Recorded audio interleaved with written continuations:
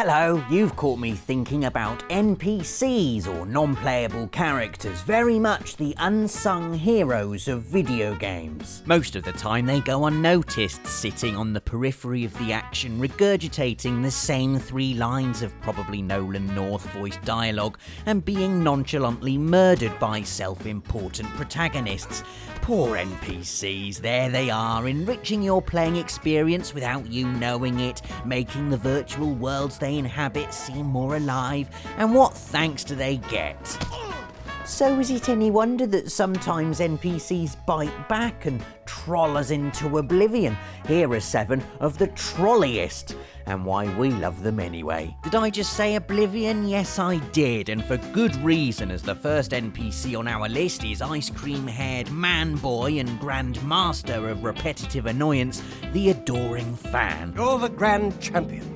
Whatever you say. In the Elder Scrolls 4 Oblivion, after you've trounced everyone in the Gladiators arena and been proclaimed Grand Champion, the irritating little beggar starts following you around everywhere, gushing the same 4 lines of dialogue like some kind of over-enthusiastic hell parrot. Is there something you need? Can I carry your weapon? Shine your boots? Back rub, perhaps? Some paracetamol, please, and for you to jump off that cliff. Bethesda knew exactly what they were doing with the Adoring Fan, though. We just need to make him the most intolerable Burke. Okay. Because in addition to the Adoring Fan, they also made Dive Rock, which, let's be honest, only exists so you can chuck stuff off the top of it. It's like a jigsaw puzzle with only 2 pieces. Massive cliff, insufferable pipsqueak. Bless you, Bethesda, and bless you, Adoring Fan, with your doughy face and your wonky eyes and your man's voice in a weird child's body.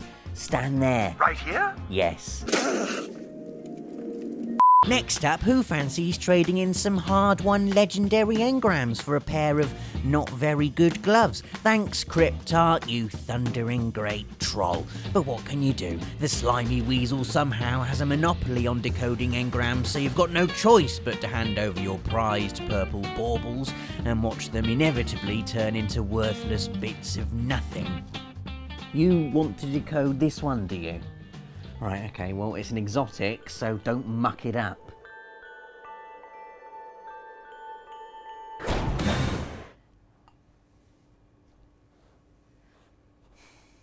Thank you. Let me just put it in here with all the other ones I'll never use. But no matter how many Tengu operants the Cryptarch hands out, we can't help but sort of love him. He's like a rubbish Christmas uncle, you know, the one that means well but accidentally buys you the same stand-up DVD he got you last year.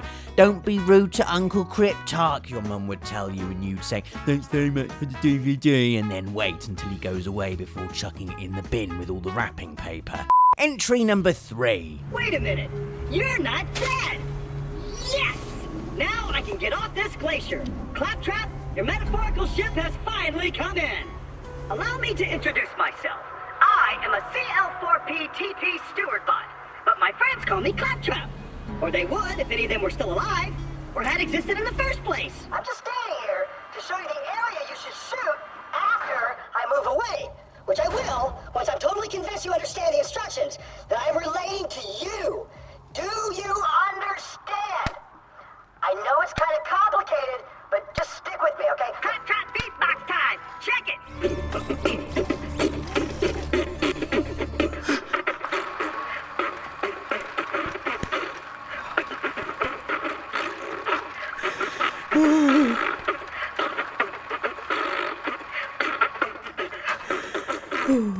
Next up, we've got a trash-talking purple octopus called Utros who stalks you through all of Final Fantasy VI because why not? Your first encounter with this bizarre cephalopod sort of makes sense because you're fighting him in the water, which, and I've checked this, is where octopuses usually live. I mean, it's still AAA weird, not least of all because he starts spouting a load of lost in translation gobbledygook as he boffs you round the face with his tentacles, but then you have to fight him later on in the game on a stage during an opera before confronting Utros one last time in the sky. I mean, look at him, there he is, sitting there in the clouds, just like octopuses don't, hitting you with the same attacks, regurgitating the same nonsense, and somehow becoming everyone's favourite Final Fantasy cameo boss in the entire series. Final Fantasy VII has the Turks, 8 has Fujin and Raijin, 9 has Zorn and Thorn, but none of them come close to Ultros.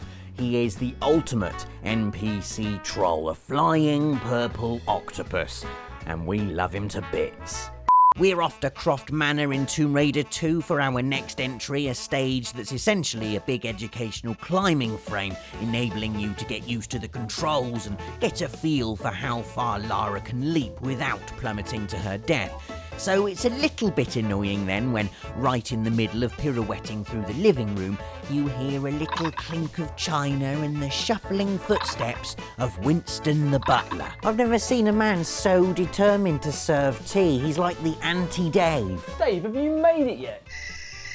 It doesn't matter where you go, how far you run, how high you climb, he'll always be there, waiting, clinking and grunting. I admire your determination, Winston, I really do, but I'm trying to work out how to manoeuvre 90s era Lara Croft around these mostly straight corridors, and that's tricky enough as it is without you ambling about putting dents in my expensive Denby. Just as with the adoring fan, however, there is a ready-made solution to the butler problem, and it comes in the form of a giant walk-in fridge. If Winston is Tomb Raider's adoring fan, then the fridge is Tomb Raider's dive rock. Initially you think it's just there to teach you that in the world of Tomb Raider pressing switches opens doors, but really it's so you can trap Sir Gruntalot inside and let him clink away until his face turns the same colour as his crockery, cool off, etc, etc.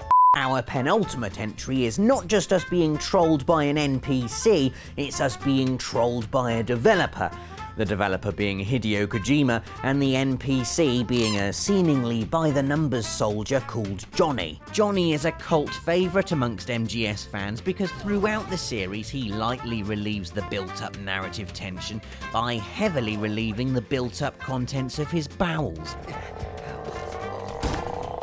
Johnny famously suffers from irritable bowel syndrome, so often when you encounter him he's on the toilet, although our first real introduction to Johnny is in Metal Gear Solid, where Meryl steals his clothes and leaves him naked and unconscious on the floor. Later on in the game he's assigned to guard Snake's cell during the infamous torture sequence, a sloppy bit of delegation on Ocelot's part, seeing as how Johnny constantly has to run off to the gents, giving you plenty of time to come up with a cunning, ketchup-based escape plan. Sloppy. You encounter Johnny again in Sons of Liberty, and his grandfather, also called Johnny, makes an appearance in Snake Eater, but he doesn't go full troll until Guns of the Patriots, where old Snake finds him occupied under a barrel.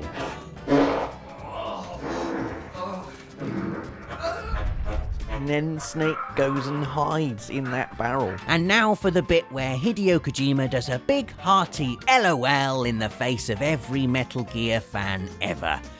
Johnny Sasaki, Mr. Diarrhea Superklutz, marries Meryl. The romantic in everyone had wanted Snake and Meryl to get together since the original MGS, so to see her fall instead for this guy, while Snake's all wrinkly and crying in a graveyard, was just unbelievable. Trollolololol, lololol, lol, lol, said Hideo Kojima. I do, said Meryl.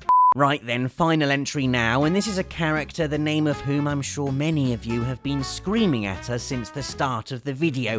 Yes, it's Trusty Patches from the Souls series. You first meet him in Demon Souls, where he goes by the name of Patches the Hyena, which instantly gives you a bit of insight into his cowardly, scavenging personality. If you miss that, the fact he then sets up a nasty trap and later boots you down a pit before scuttling off giggling should tell you all you need to know about Patches. If you can resist killing the backstabbing bugger, he finally finds his way to the Nexus and becomes a merchant who sells you health items, which is nice, but then he crops up in Dark Souls and once again he's up to his old tricks. Kicking you down a pit again, laughing again, hastily apologising when you escape and confront him again. Forgive me. Also, he hates clerics for some reason and will attempt to kill you when you try and cross this bridge, the shimmering trinkets of Patch's other victims winking at you from below. What a horrible man. I honestly can't think of a way they could make him any worse. Yeah, he's a spider in Bloodborne. Ugh. And his intention this time is to sacrifice you to horrific arachnid deity Amygdala. But he still finds time to kick you off another cliff.